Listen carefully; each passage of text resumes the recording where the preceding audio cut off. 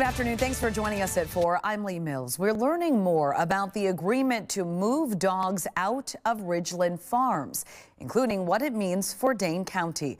WMTV's Shayna Najawan was at a press conference this morning. She's been following this story for us for weeks and joins us now with updates.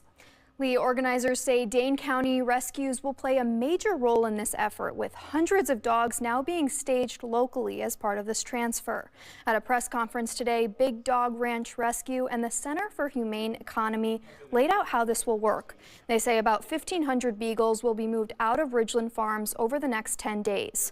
About 500 of those dogs will be staged right here in Dane County, with the Humane Society and other local partners helping with care and placement. Big Dog Ranch Rescue plans to take about 1,000 others placed throughout partner organizations across the country. We are very excited about these animals who have lived in confinement, which is a normal condition in any sort of contract breeding facility, having an opportunity to touch soil and grass, breathe fresh air, and get into a loving home. Organizers noted that not all of the dogs are included in this agreement, but they add they are continuing discussions to try and move more out of the facility. No timeline was given. Live in studio, Shayna Najawan, WMTV 15 News.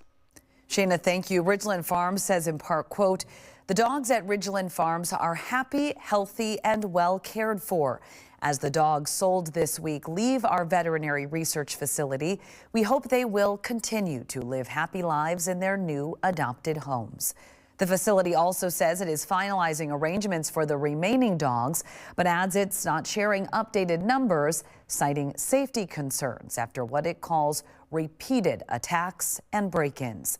Dane County Sheriff Calvin Barrett also released a statement saying in part, quote, "We are overjoyed to see these 1,500 beagles heading to loving homes and a far better life."